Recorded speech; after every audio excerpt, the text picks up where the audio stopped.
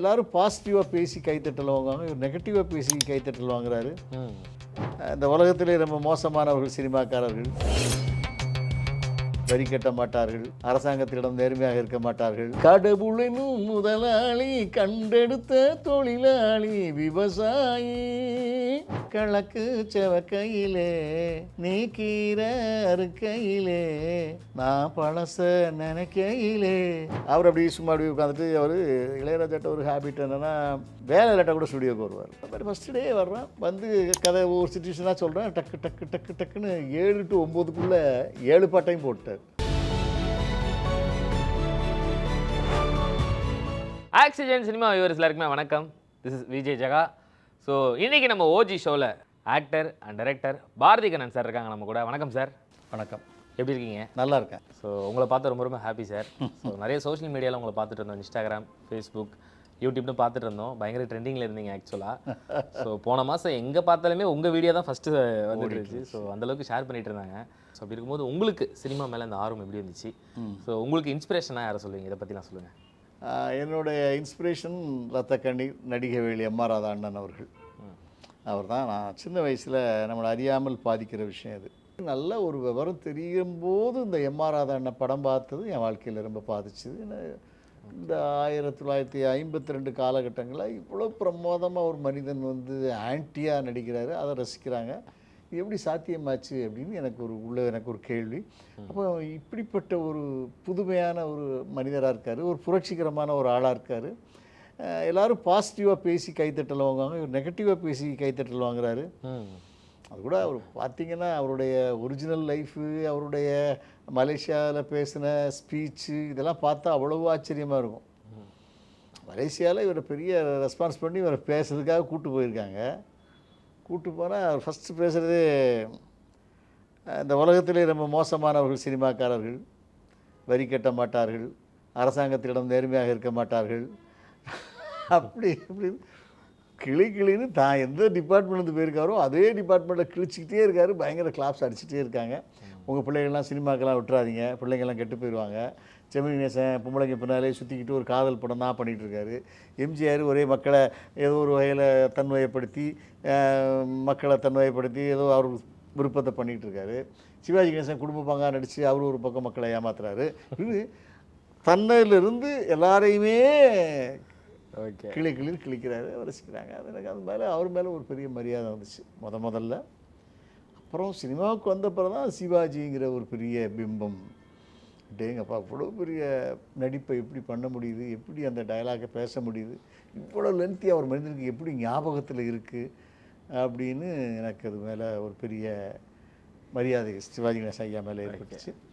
அப்படி தான் என்னோடய பயணம் தொடங்குச்சு. எம்.ஆர். ராதா மூலம் ஆரம்பித்து சிவாஜி சார், அப்புறம் எம்ஜிஆரையும் அந்த சினிமாவுக்கு வருவதற்கு முன்பாக எனக்கு எம்ஜிஆர் படங்கள்லாம் ரொம்ப பிடிக்கும். அந்த சின்ன வயசில் அந்த பாட்டு, நான் முதல்ல பார்த்த படம் விவசாயின்னு ஒரு படம். அதில் சின்ன வயசில் ஒரு ஆள் என்னை தோளில் தூக்கி வச்சு கொண்டு போயிட்டுருக்காரு தேட்டருக்கு. இப்போ நான் ஃபஸ்ட்டு பார்க்குறேன், செகண்ட் ரிலீஸ் படம் தான் அப்போ கூட. அப்போ அந்த படம் அந்த எம்ஜிஆர் அவர் பெருசாக சொல்லி கூப்பிட்டு போகிறாரு. எம்ஜிஆர் பயங்கர அழகாக இருப்பார், பயங்கரமாக சண்டை போடுவார், பாட்டு பாடுவார். அப்புறம் நான் கேட்டுகிட்டே இருக்கேன், மாமா எம்ஜிஆர் எப்போ வருவார், எம்ஜிஆர் எப்போ வருவார்னு கேட்டே இருக்கேன். இப்போ வருவார் சொல்லிட்டே இருக்கான். அந்த முதல்ல கடவுளினும் முதலாளி, கண்டெடுத்த தொழிலாளி, விவசாயி, என்ன வளம் இல்லை இந்த திருநாட்டில், ஏன் கையை ஏந்த வேண்டும் வெளிநாட்டில், பொறுப்புள்ள பெரியோர்கள் சொன்னபடி ஒழுங்காய் பாடுபடு வயக்காட்டில். ஒரு பயங்கர பிரமிப்பு. அப்படி கூலிங் கிளாஸ் போட்டு தொப்பி விளையாச்சு, ஒரு பிளாக் பேண்ட்டு பிளாக் ஷர்ட் போட்டு டிராக்டர் ஓட்டிக்கிட்டு அந்த பாட்டு அப்படியே ரொம்ப ஆகாசமாக படிக்கிறது பார்க்கும்போது எம்ஜிஆர் மேலே ஒரு பெரிய கிரேஸ் வந்துச்சு. ராதா அண்ணன், எம்ஜிஆர். அப்புறம் சென்னைக்கு வந்து சிவாஜி சார் படங்கள் பார்க்க பெரிய பிரமிப்பு. சிவாஜியோட தீவிர ரசிகனாக மாற வேண்டிய கட்டாயம். எல்லா மனிதர்களும் ஒரே ஸ்டாண்டில் இருக்க மாட்டாங்க. மனிதர்கள் ஒவ்வொருத்தருக்கும் ஒவ்வொரு காலகட்டம் வரும்போது அவங்களுடைய பரிமாண வளர்ச்சி அடையும் போது கொஞ்சம் மாற்றங்கள் நடக்கும், ரசனையிலேருந்து எல்லாத்துலேயுமே. Super sir. அதே மாதிரி உங்களோட ஜேர்னியை பற்றி சொல்லிட்டு இருந்தீங்க. ஸோ ஃபஸ்ட்டு படமே நீங்கள் பிச் பண்ணும்போது, ஸோ அருவாவேல் அந்த படம் வந்து ஸ்டார்டிங்லேயே வந்து Nassar sir, Urvashi ma'am, so ஆக்டிங்கில் பயங்கரமாக ஸ்கோர் பண்ணக்கூடிய ஆர்டிஸ்ட் வச்சு அந்த படம் பண்ணியிருக்கேன். அந்த படம் எப்படி பிச் பண்ணீங்க?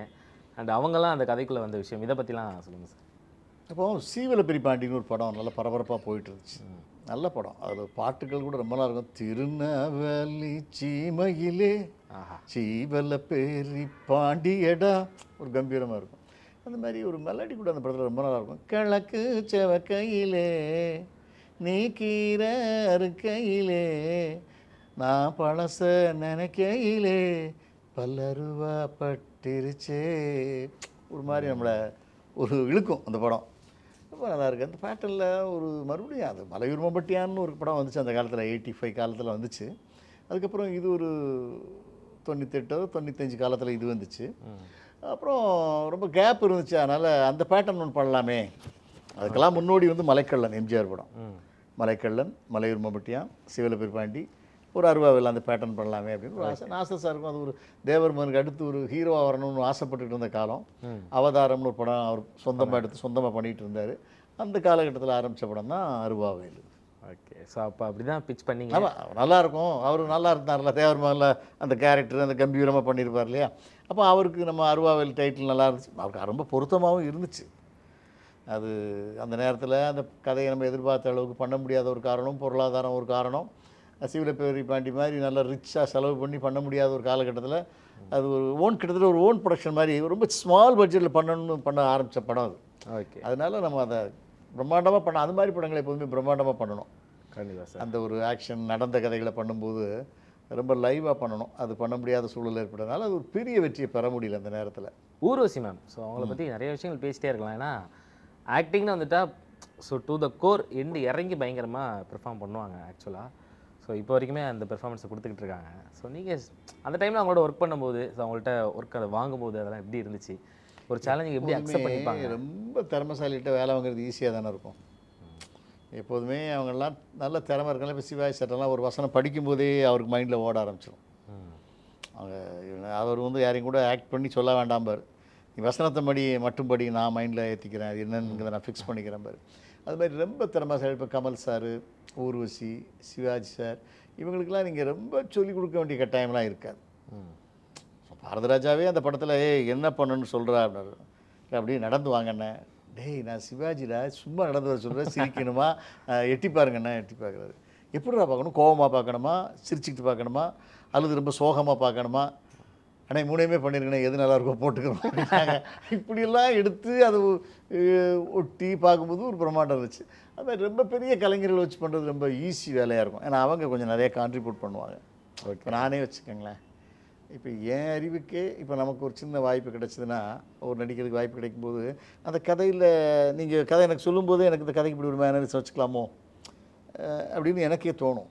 ஓகே, இப்படி ஒரு சின்ன கேரக்டராக வச்சுக்கலாமே, நான் வேணா விந்தி நடக்கட்டுமா, நான் வேணா ஒரு கோயம்புத்தூர் பாச பேசட்டுமா, ஏதாவது நான் வேணா அடிக்கிறக்க ஒரு அலர்ஜி ஆறுமுகம் தும்மல் போட்டுக்கிட்டு பேசட்டுமா அப்படின்னு நமக்கே தோணும்.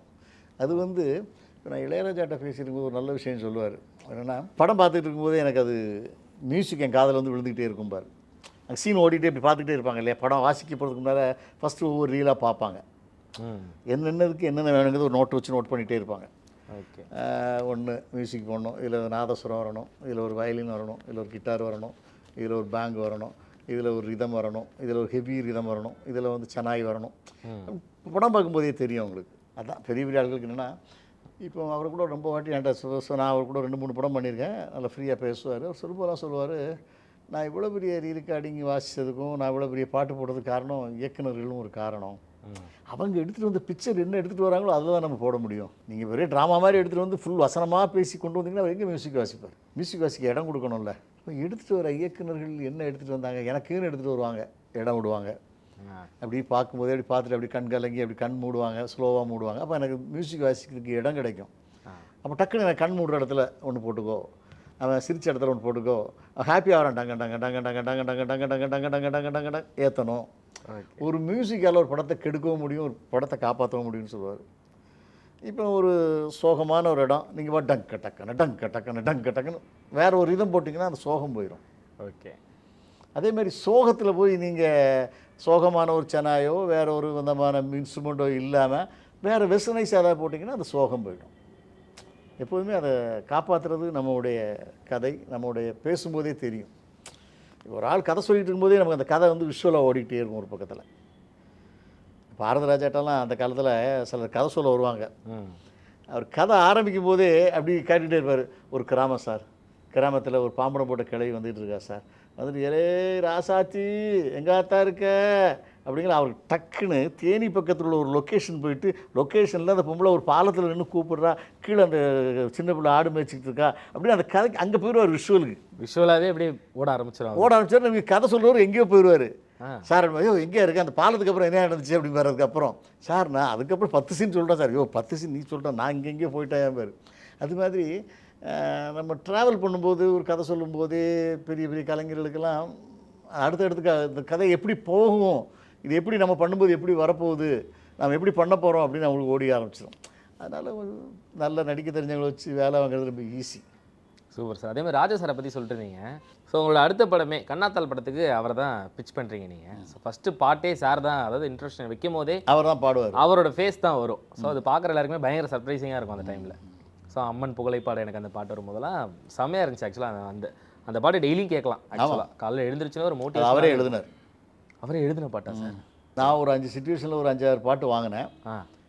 பாரதி நான் எனக்காக ஒரு பாட்டு போட்டுக்கிட்டா நீங்கள் எங்கே வேணாலும் பயன்படுத்திக்கங்கன்னு போட்டுக்கேன். நான் அப்போ தான் டக் டக் டக் டக் டக் டக் டக் அப்படி திங்க் பண்ணிட்டு இருந்தேன். அம்மன் புகழை பாட எனக்கு ஜென்மம் 7 7 வேண்டும், வரம் கிடைக்குமா, நாடி நரம்பும் ஓடும் உதிரம் அனுதினம் படிப்பது அவள் வயர்தான், அம்மன் புகழை பாட எனக்கு ஜென்மம் 7 7 வேண்டும், வரம் கிடைக்குமா.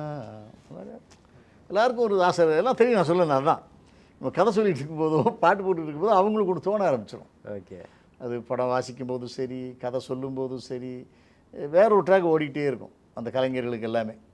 ஓகே, அவர் எப்படி சார் மீட் பண்ணீங்க? அவர் எப்படி பிச் பண்ணீங்க? ஆக்சுவலாக அது நிறைய இன்டர்வியூவில் சொல்லியிருக்கேன். ஓகே, ஸ்டார்டிங்கில் அந்த மீட் பண்ணுறதுக்கு யாராச்சும் ஹெல்ப் பண்ணாங்களா, இல்லை நீங்களாவே நேரடியாக போய் மீட் பண்ணீங்க? இளையராஜா சார் அப்போ வந்து ரொம்ப பிஸியாக இருந்த காலகட்டம் தான். அதாவது ஒவ்வொரு மனிதனுக்கும் ஒவ்வொரு கால நேரங்கள்னு ஒன்று இருக்குல்ல. நம்மளுடைய டைம் அன்றைக்கி நல்லா இருந்திருக்கும்னு நினைக்கிறேன். அன்னைக்கு கொஞ்சம் ஃப்ரீயாக இருந்தார்.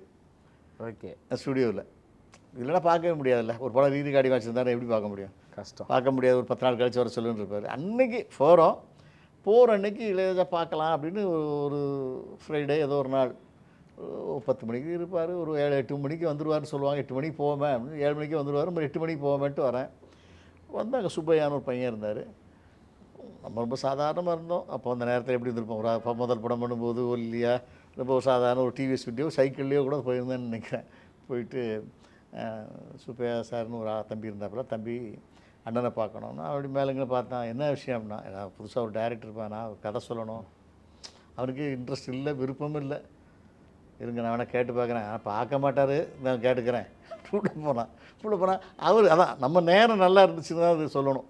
அவர் அப்படி சும்மா அப்படி உட்காந்துட்டு, அவர் இளையராஜாட்ட ஒரு ஹேபிட் என்னென்னா, வேலை இல்லாட்டால் கூட ஸ்டுடியோவுக்கு வருவார். வேலை இருந்தால் தான் இப்போ நம்ம பள்ளிக்கூடம் வந்து ஸ்கூல் இருந்தால் தானே பிள்ளைங்க பள்ளிக்கூடம் வரும். ஸ்கூலே லீவாக இருந்தால் கூட இவர் வந்து உட்காந்துட்டு கொஞ்சம் நேரம் அப்படி பார்த்துட்டு அப்படி யோசனை பண்ணிவிட்டு எதையாவது பண்ணலாமான்னு எழுதிட்டு ஏதாவது ஒரு நோட்ஸ் எடுத்துக்கிட்டு சும்மா அப்படி கொஞ்சம் நேரம் மியூசிக் வாசிச்சுட்டு அப்படி போயிட்டே இருப்பார். அது அவருடைய ஹேபிட். ஓகே, டெய்லி 7 மணிக்கு வீட்டை விட்டு போயிடுவார், 6:30 மணிக்கு வீட்டை விட்டு கிளம்பிடுவார். ஸ்டுடியோவுக்கு 7 மணிக்கு ஸ்டுடியோவுக்கு வந்துடுவார். வேலை இருக்குது, வேலை இல்லாட்டாலும் வந்துடுவார். அது ஒரு ரத்தத்தில் அப்படி ஏறிடுச்சு. அது அதான் டக்கு 4 மணிக்கு முடிச்சாச்சுன்னா தியானம் சாமி பூஜை ரைட்ஸ் 6:30 வண்டி எடுப்பா போ. அது ஒரு ரெகுலர் மாதிரி. ஒரு ஆட்டோமேட்டிக்காக ஒரு ட்ரெயின் வரும், டக்குன்னு ஏறும், அப்படி கொண்டு போய் விட்டுருவோம்ல, அது மாதிரி அது ஒரு ரெகுலராக அது போயிடும். அந்த காலம் அப்படியே வச்சுருந்துருக்காரு. அப்படி காலம் அது. அப்போ அவருக்கு அன்றைக்கி ஒர்க் இல்லை. ரீ ரெக்கார்டிங்லாம் முடிஞ்சிருச்சுன்னா இப்போ நாளைக்கு தான் ரீ ரெக்கார்டிங் ஸ்டார்ட் ஆகும்னு இதாக இருக்கும். சாங் ரெக்கார்டிங் நாளைக்கு இருக்கும். இன்றைக்கி ஃப்ரீயாக இருக்குது, ஒர்க் இல்லை. அதனால இவர் வந்து உட்காந்துட்டு ஒரு 1 hour அப்படியே தியானம் பண்ணிவிட்டு மியூசிக் பார்த்துட்டு புறப்பட்டுருவார். ஒரு 10 மணிக்கு கிளம்பிடுவார். அப்படி ஒரு நேரத்தில் அவர் என்ன நினச்சிருந்தார், கொஞ்சம் ஃப்ரீயாக இருந்தார் தெரியல. இந்த பையன் போய் சொல்லியிருக்கான், சார் ஒரு டைரக்டர் ஒரு ஆள் உங்களை பார்க்க வந்திருக்காரு, கதை சொல்லணும்னு சொல்கிறாரு. சரி வர சொல்லு சார். வர சொல்லி டக்குனு உட்கார சார். என்ன யார் நீங்கள்? நான் ஒரு கதை சொல்லணும் உங்கள்கிட்ட. என்ன கதை? அது நடந்த இன்சிடெண்ட் ஒரு கதையாக பண்ணியிருக்கேன். ஓஹோ, சொல்லிடுவீங்களா? சீக்கிரம் சொல்ல முடியுமா உங்களால்? ஒரு 1/2 hour சொல்லிடுவீங்களா? சொல்கிறேண்ணே. சரி உட்காருங்க அப்படின்னாரு. உட்காந்து அப்புறம் கதைய ஆரம்பித்தேன். அது எங்கள் கண்ணாத்தாள் கதையை சொல்ல ஆரம்பித்தேன். அப்படி பார்த்துட்டே இருந்தார். ஃபுல் கதையும் கேட்டார். கேட்டால் இது நல்ல பழையனூர் நீலின்னு ஒரு காலத்தில் ஒரு படம் வந்துச்சு. பழையனூர் நீலின்னு ஒரு நல்லதங்கால் மாதிரி ஒரு ஒரிஜினல் படம், ஒரு 50-40 வருஷத்துக்கு முன்னால் ஒரு படம் வந்துச்சு. அந்த மாதிரி இந்த கதையில் ஒரு சின்ன ஜீவன் இருக்குது. இது நீங்கள் நல்லா பண்ணிங்கன்னா போகுமே. இதுக்கு யார் உங்களுக்கு ஃபைனான்ஸ் நல்லா பண்ணிட்டீங்களா? அரேஞ்ச் இருக்கா? பணமெல்லாம் இருக்கான்னு கேட்டார். சௌத்ரி சார் எனக்கு ஃபஸ்ட் காப்பி பண்ணுறாரு. நான் தான் ப்ரொடியூசர், நான் தான் ஃபஸ்ட் டைரக்ஷன் தயாரிப்பு நான் தான் பண்ணுறேன். ஓ, எனக்கு ஒரு 3 நாள் கேப் இருக்குது. நீங்கள் வேணால் அவர்கிட்ட கேட்டு வரீங்களா? ஆடியோ பண்ணிக்கலாம், இது சாங் ரெக்கார்டிங் பண்ணிக்கலாம் அப்படின்னாரு. சரி நான் கேட்குறேன். நம்ம அங்கே போய் கேட்டால் உடனே பண்ணிக்கலாம், ஏன் பண்ண சொல்லுங்கள் ஏன்னாரு. அவர் சௌத்ரி சார் ஃபினான்ஸு அவர் தான் பண்ணார். இப்போ ஒன்று சொன்னால் அப்போ டக்குன்னு நீங்கள் என்றைக்கு வரீங்க? இப்போ நான் வெள்ளிக்கிழமை பார்க்குறேன், நீங்கள் மண்டே காலையில் வாங்க, காலையில் வந்து கம்போசிங் வச்சுக்கலாம், அன்றைக்கி ரெக்கார்டிங் வச்சுக்கலாம், அன்றையிலேருந்து ஒரு 3 நாள் எல்லா பாட்டையும் ஃபினிஷ் பண்ணிடலாங்கிறாரு. ஓகேண்ணே அப்படிங்க. அது மாதிரி ஃபஸ்ட்டு டே வர்றேன், வந்து கதை ஒவ்வொரு சுச்சுவேஷனாக சொல்கிறேன். டக்குன்னு 7 to 9க்குள்ளே 7 பாட்டையும் போட்டார். 7 பாட்டையும் டக்குன்னு சொல்ல டக்குன்னு போட்டுகிட்டே இருக்கார். எப்படி சார்? அதான் ஊறிடுறது, அதிலே அடித்து அது அந்த கதை அந்த மியூசிக்கை கேட்டதுமே டக்குன்னு பாட்டு வந்து விழுந்துடுறது. இப்போ இருக்கிற டைமுக்கு சார், அதாவது நம்ம நல்லா சோஷியல் மீடியா நிறைய பார்க்குறோம், படம் ஃபுல்லாகவே ஒரே மாதிரி மியூசிக்காக இருக்குது அப்படின்னு ஓப்பனாகவே வந்து சொல்கிறாங்க. பட் சாரோட மியூசிக் வந்து எதுவுமே நம்ம பார்க்கவே முடியாது. அதாவது இது வந்த மாதிரி இருக்கே அப்படின்னு சொல்லவே முடியாது. நீங்கள் சொல்கிறீங்க குறிப்பிட்ட டைமில் எப்படி இப்படி பண்ணியிருக்காருன்றது ரொம்ப ஆச்சரியம். அது ஒரு 1000 படம் எப்படி பண்ண முடியும் தனி மனிதனால்? 50 படம் 100 படத்துக்கு மேலே யாராலையும் பண்ண முடியலையே. பாட்டு போயிட்டே இருந்திருக்காருன்னா அவருடைய வேகம் அது அவருக்கு கரெக்டாக அது 100ல் 1000ல் லட்சத்தில் கோடியில் ஒரு மனிதனுக்கு அந்த மாதிரியான ஒரு ஞானம் இருக்குது. அந்த ஞானம் அவருக்கு கிடச்சிருக்கு நினைக்கிறேன். அவர் அது ஆன்மீகத்தில் கிடச்சதான் நம்புகிறாரு. நம்மளும் நம்பிக்க வேண்டியதானே. ஆயுர்வேதம் ஒரு பொக்கிஷம், நம் ஆயுள் நீட்டக்கும் அற்புதம்.